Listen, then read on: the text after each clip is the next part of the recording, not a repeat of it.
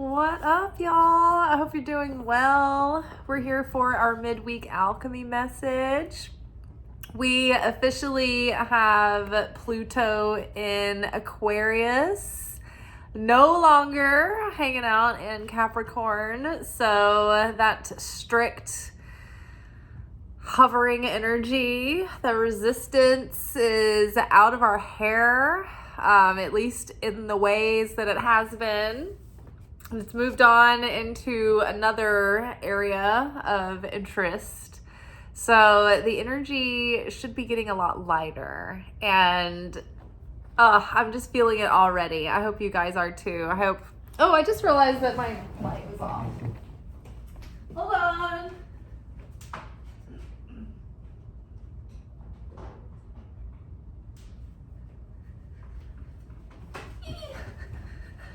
Freaks me out to have the light off back there.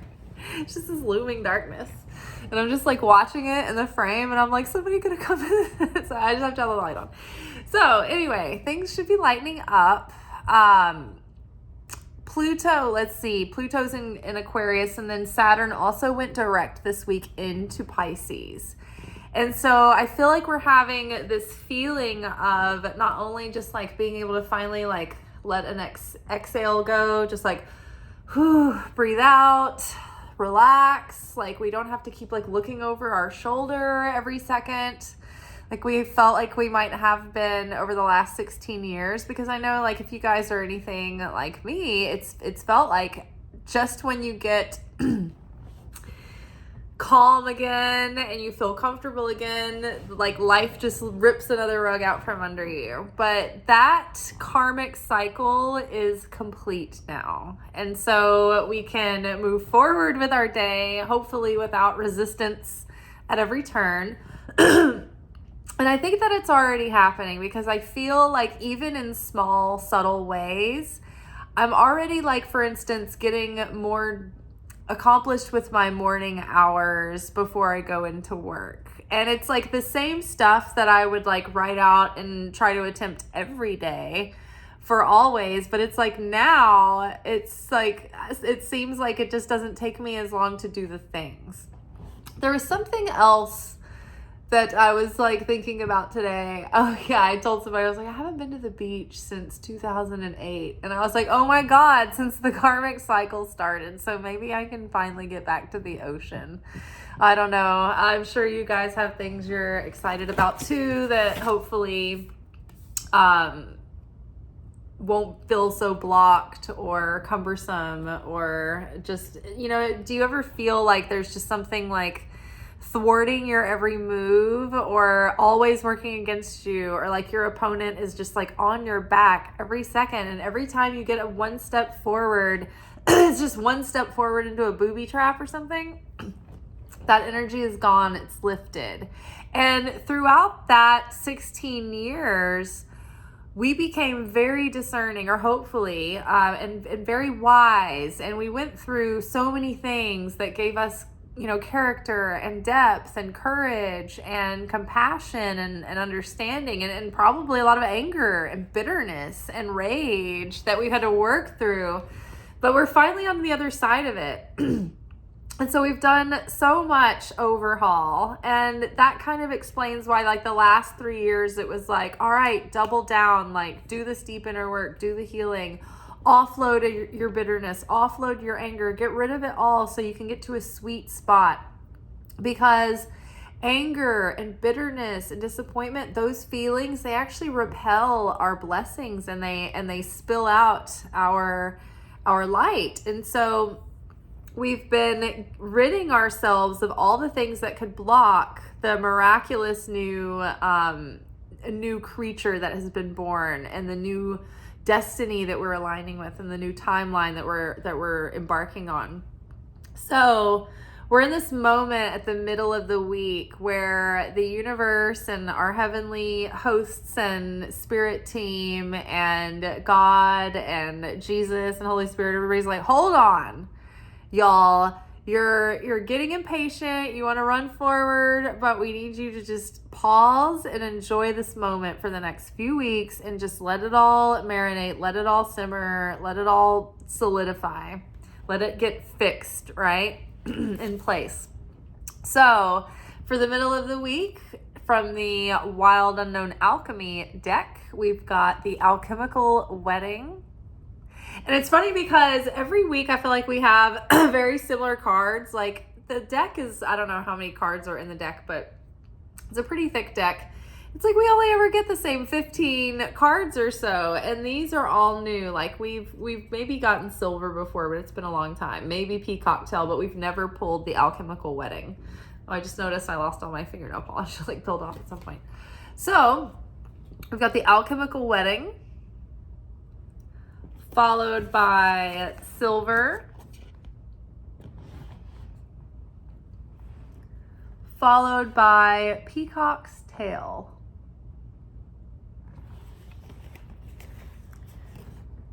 Underneath Alchemical Wedding, we've got the Hanged Man reverse.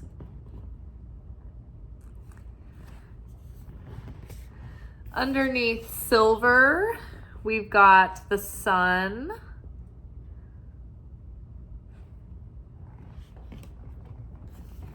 And underneath peacock's tail, we have the Queen of Pentacles. Awesome. So the Alchemical Wedding here is the merging of the divine masculine and the divine feminine energies, the essences within us. This is when like all the work that we have done has, like the transformation has been completed, and now we are a new creature. And so this card literally talks about a moment that should be observed and recognized and reveled in and held sacred. And so this wedding is a celebration.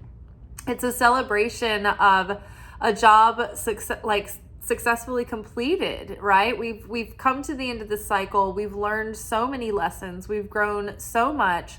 And so this is like the marriage of the spiritual lessons that we've learned and lived through, becoming physicalized and materialized through the person that we have now become. And so now we are bringing that light forth into the world through our new consciousness and our new actions and our new behavior. And so that light that has been refined, like the vessel has been refined to channel that light through to the world. So the inner is coming into the outer. We've healed on the inside, on a conscious level, on an energetic level, on a spiritual, emotional level. And so now on the outside, our circumstances are starting to shift and change and evolve to reflect the inner state that we find ourselves in. So they will be more of a vibrational match. So the work, the healing, the changing that darkness into light, changing where we were ignorant and becoming more illuminated, changing the heart where we were bitter about things, that we found sweetness in that. We were able to appreciate those dark, hard times for what they gave us, and it gave us the ability to appreciate deeper and more fully and value the things of worth around us in a deeper way that we wouldn't have had otherwise. So that's where your bitterness becomes sweetness. That's where you no longer bemoan the things that you've been through. You're no longer angry about it because you see that, like, oh, that experience, even though it was difficult and painful, it gave me so much dimension and so much more came out of it on the other side. So the things that we were ignorant about or insensitive about or unaware of or unconscious, like those things came to light. Those things were illuminated. And so we've been awakened. We've gone through the spiritual awakening, and now the universe is like, hey, we can't skip over the celebration here, miss, sir. Like, all of our ancestors have been basically sitting in this theater watching this show play out, right? They've been phoning in from the other side, like all of our heavenly help and our spirit guides and our angels and God himself and, you know, Jesus and the Holy Spirit and our loved ones and our friends that have passed on. Like everyone's been rooting for us down here, and everyone's been, you know, on the sidelines, like trying to help us and trying to be the synchronicities and send us the signs and help us along the way, because they've been wanting us to get to this point of evolution and healing and transformation and awakening. And now we're finally here, and we're like, man, I'm really anxious for the next like thing to start. Like I just feel like I've sort of plateaued, or like something, it feels like something should be happening. And they're like, what are you doing? Shouldn't we have a party? Like, we should celebrate. Like, you're just skipping right on to the next thing. You're not really taking in what you've just been through, what you've accomplished.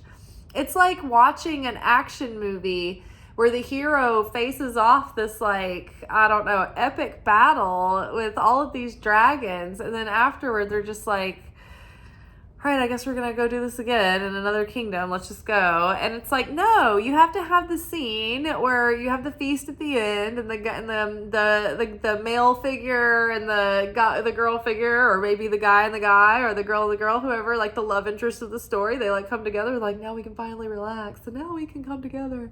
It's like, this is it. So all of our heavenly helpers are like, we're watching over here, we're wanting to party, like, don't skip the party, like, this is sacred, we need to honor this moment.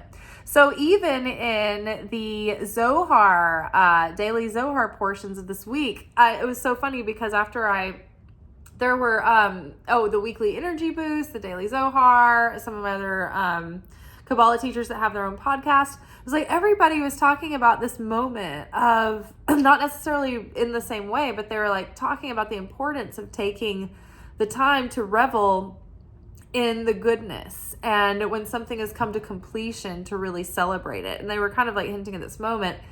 So, you know, it's so funny because the ending of this 16-year karmic cycle kind of coincides with the launch of the new timeline that we've been preparing ourselves for all this time anyway. It's like it's all lined up, and it all makes sense now.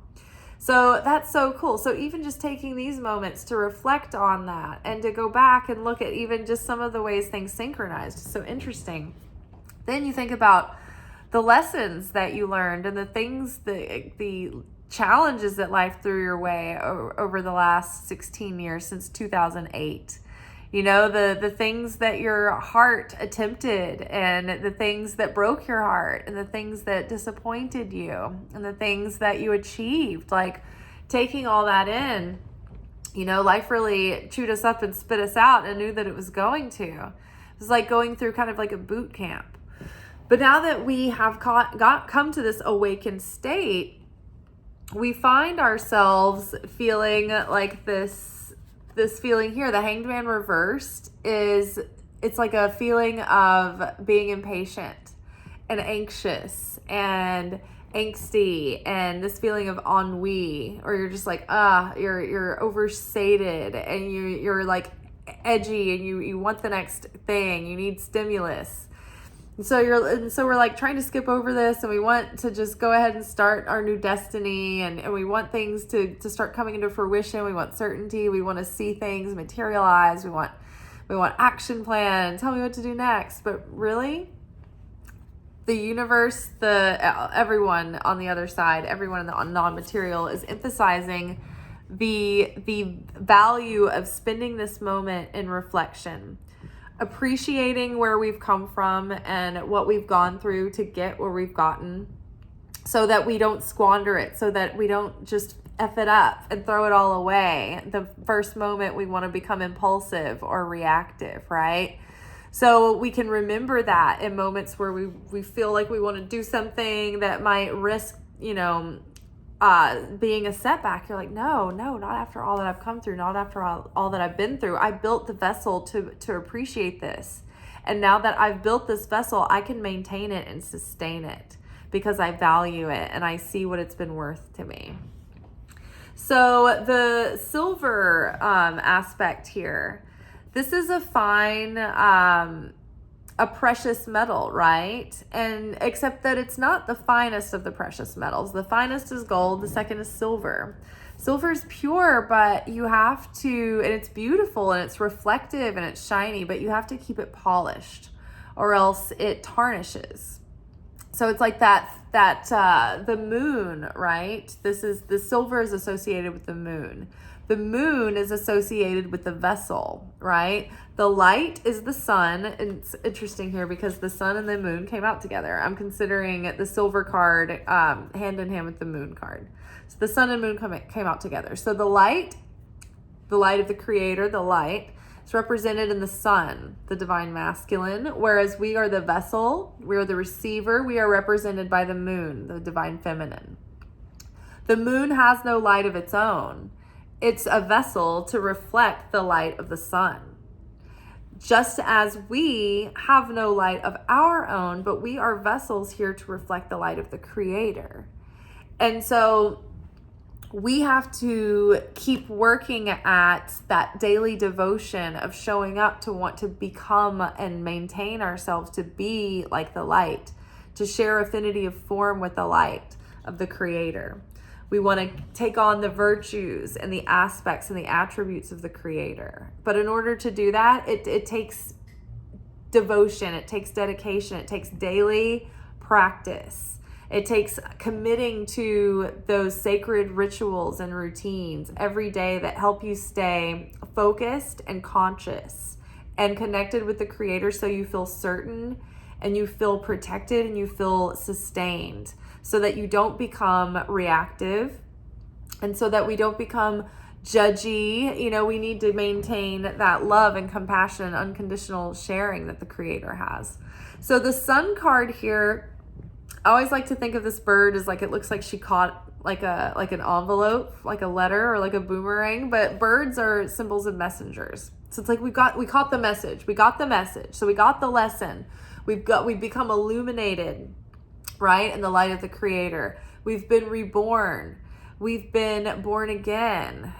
We have a renewed sense of consciousness and mental state and emotional state, and we feel like a new person, and we practically are. We have been reborn. We've gone through death after death after death of the ego, and we've been reborn and remade into a new creature now.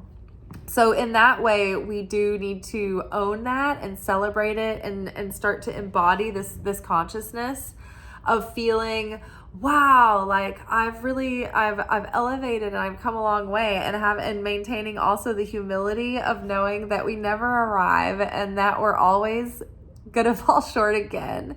And we always have to keep expanding and we always have to keep making an effort, because the easiest thing to do is just slip right back into that ego again. So taking pride in our achievements while it's also maintaining our humility and our devotion to our commitment. Because so many times, you know, when life is good and everything's going smoothly, we get disconnected from our routines and we think, oh, I'm good. I'll check in with the creator tomorrow. But it's that day, those daily practices, the ones in our morning, the way we start our morning every day, that morning ritual of connection. And then, you know, in the midst of the day when, you know, you're having your comings and goings, like checking in and talking to the creator, pouring your stress out to the creator, pouring your excitement out to the creator, you know, taking that and really, you know, making the most of your relationship with endlessness, with source, right? Because heaven is always wanting to support and help us and nurture us. But we have to have that vessel to receive, right? The light is 100% and it has a desire to share with us, to give us everything. It's constantly talking to us. It's constantly sharing. It's emitting and emoting an eternal, unwavering, unfluctuating consistency. But our vessel is like the moon, and it changes and we wax and we wane, and sometimes we're open to receiving and sometimes we shut ourselves down and shut ourselves off.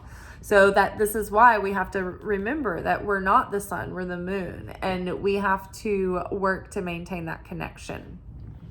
God's always there, but it's our mindset that'll cut us off from it. It's like if we're not Like if we let our emotions control us rather than like respecting and valuing our emotions, but ultimately us having control over our emotions and not letting them run the show. Like we may not be able to control how we feel, but we don't have to let our feelings control our choices.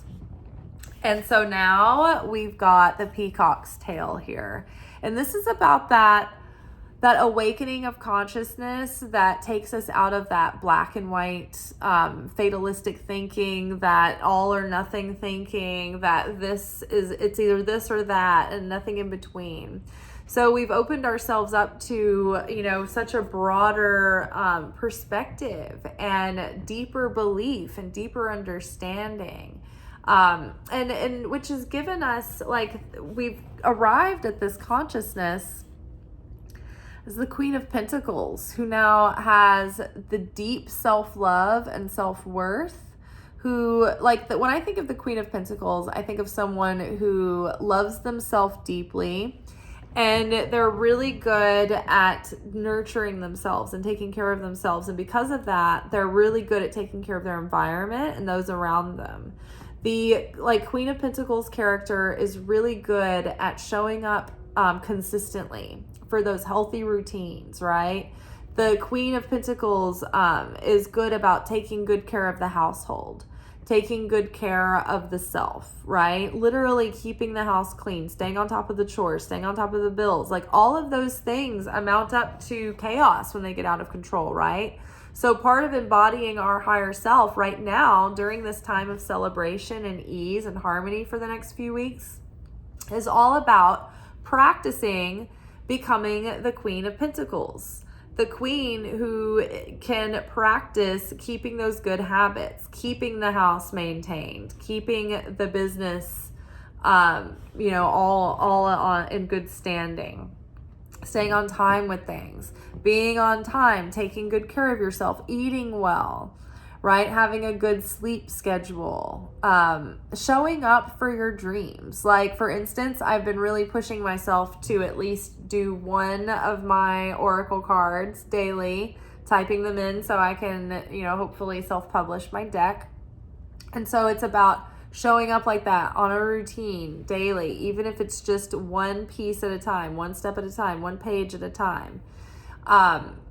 Incrementally, if we show up consistently every day in a small way, it adds up and it makes more of a difference. Same with like a workout and health routine. You cannot work out once every couple of weeks as hard as you can and eat well here and there and think that it's going to do anything. It doesn't.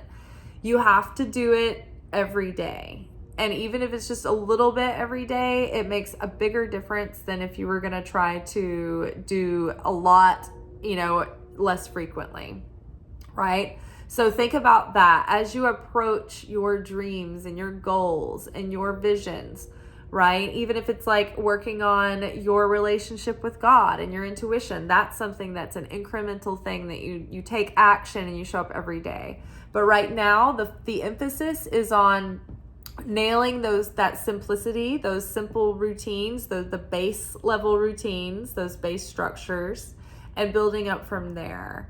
And like really practicing so that we're really teaching our nervous system new habits so that we have like this different autopilot that's actually a better autopilot that we're used to.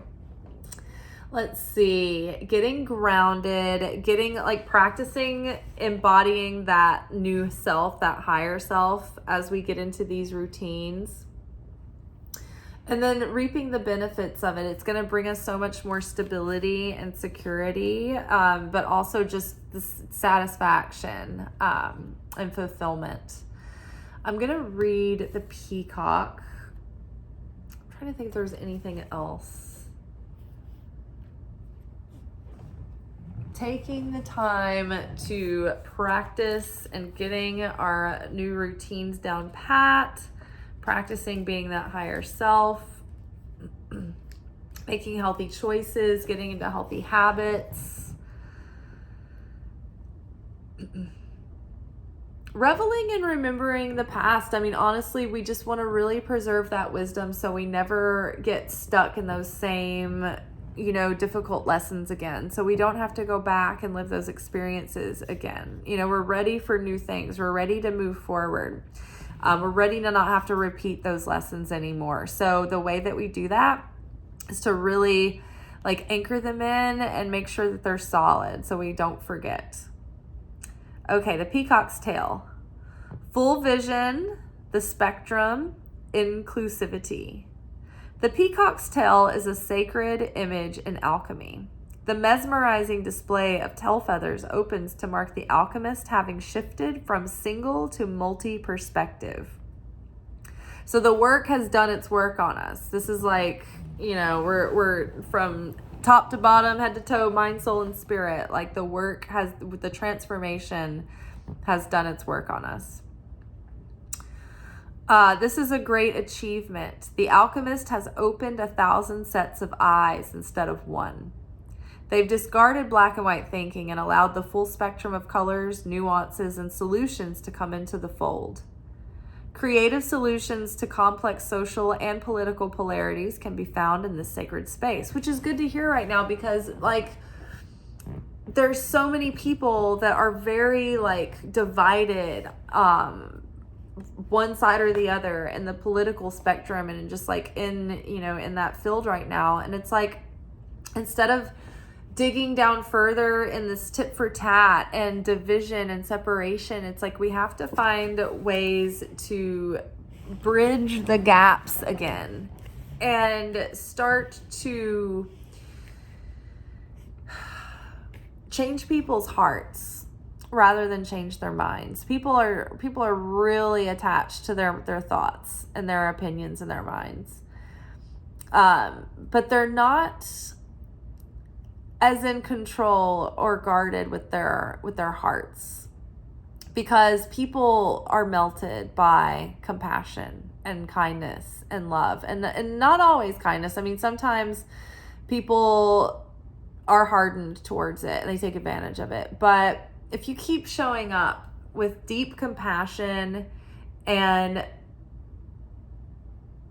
try to let go of the judgment, try to let go of all the hard feelings, just start there. Just start letting go. You don't have to feel gushy and warm towards people that you have, difficulty wrapping your mind around their political views, but we can at least try to start dismantling the harsh judgment, towards the other and the hard feelings. And I think from there, more conversations can happen because defense mechanisms are up.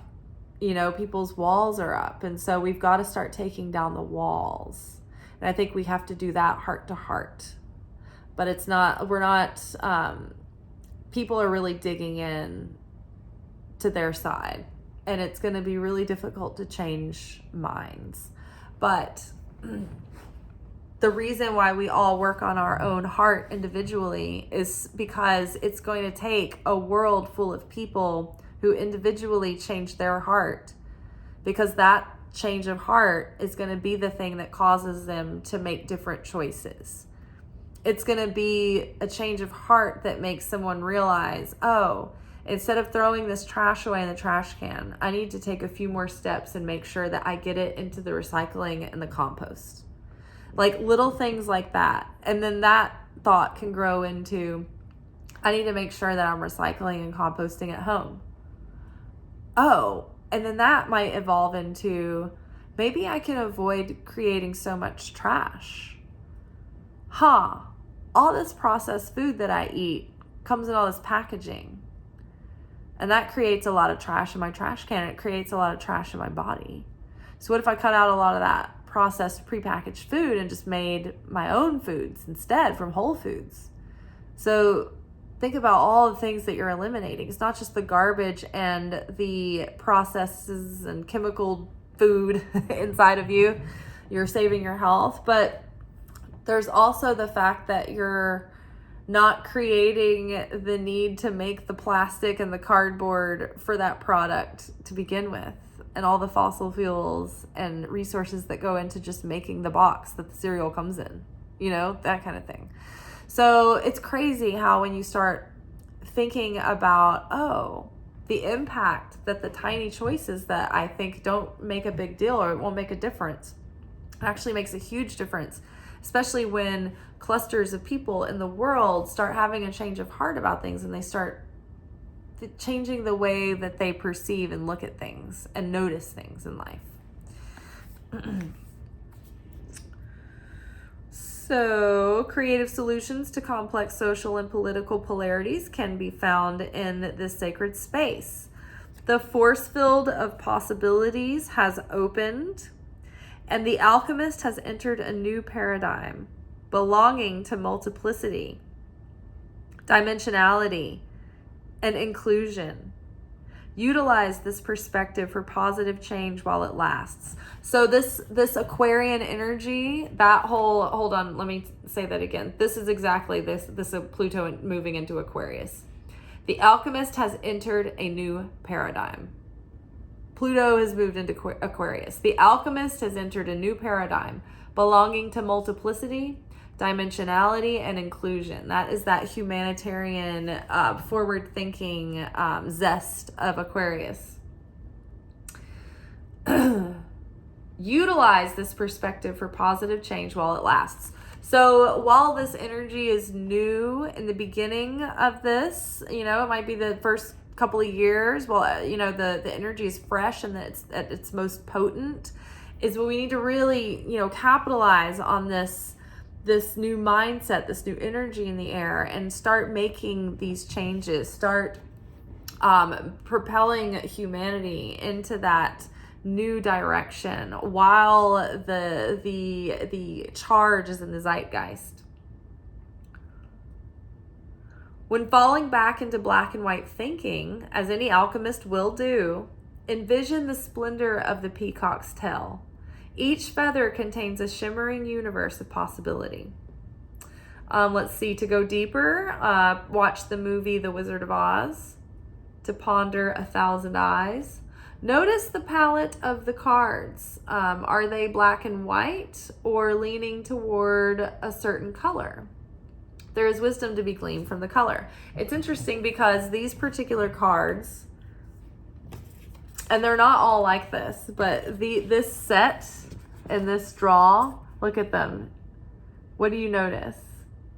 They're black and white with the rainbow appearing. Rainbow colors appearing in the transformation, all the color coming through. Isn't that interesting? And then we have the colors of the rest of the spread down below. We've got the fertility and heart opening and new life and new abundance of green. We've got the white and yellow light of the sun, of the creator, of joy coming in, of certainty. And then we've got that gold here and the green again. So that golden certainty and wisdom and warmth and happiness, that love and fertility and creativity and prosperity and abundance of green, that new life. It's very exciting. And then what was this last note?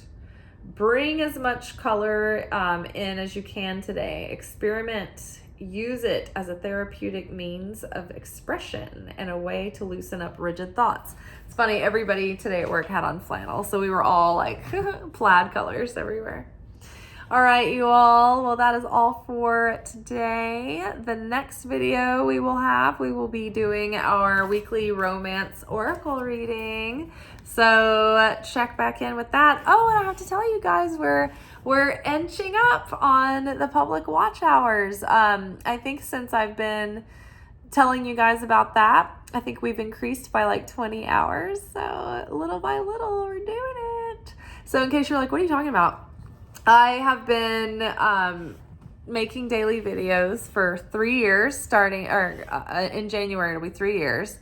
And I finally got to my 1,000 subscribers just a couple of weeks ago. So that's one huge milestone on the way to like monetizing the channel. But the other milestone I have to reach is to have 4,000 public watch hours in a 365-day period.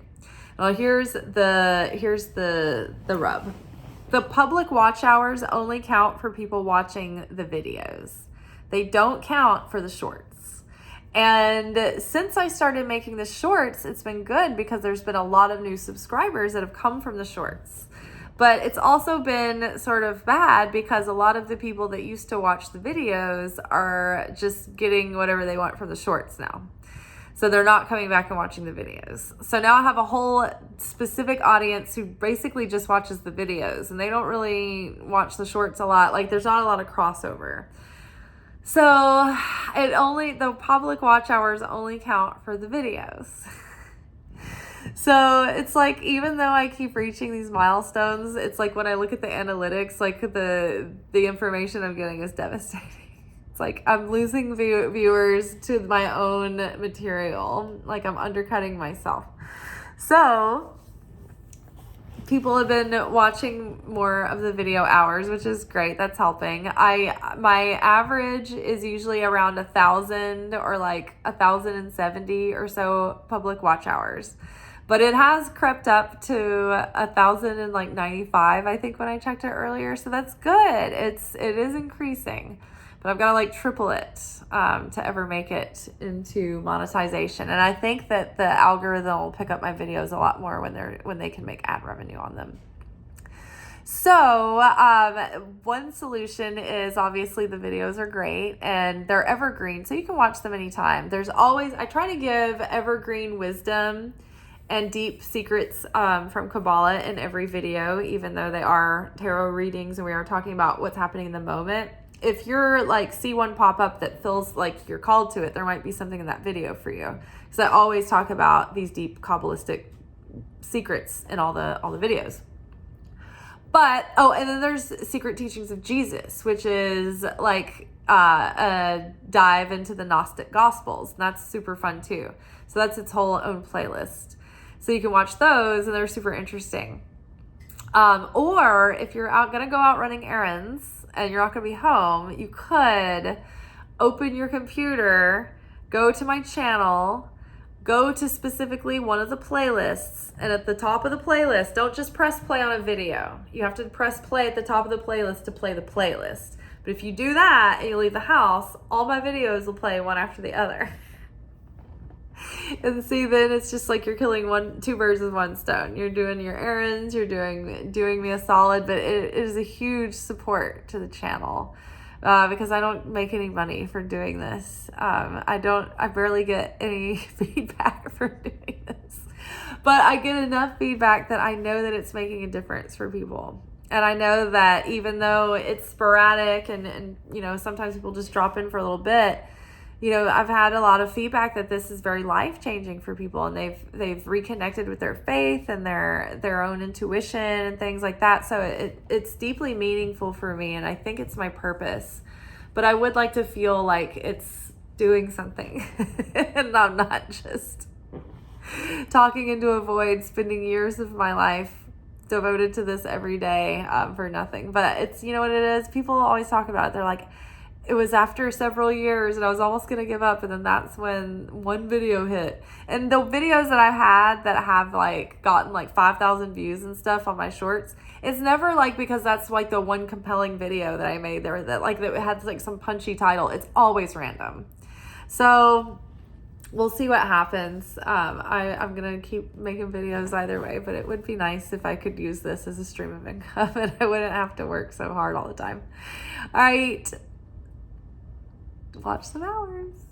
Like this video, comment, share, anything you guys do. I appreciate it so much. And I appreciate hearing from you. And if I don't answer your comments, it's not that I don't see them and it's not that I don't care. It's just that like most of the time I'm like, I don't really have a lot of spare minutes in the day. So it's the only reason I haven't said anything. But I appreciate y'all so much with all my heart. All right, much love. I'll talk to you tomorrow. Ciao. Thank you for watching. If you enjoyed this video and you got something out of it, then please give it a like. Subscribe to the channel. Turn on notifications to be notified of when I drop content. Like the videos, comment, share them. Anything that you do helps these messages get out to other people who need them. So you watching a video and taking an action on it actually makes a positive difference in someone else's life.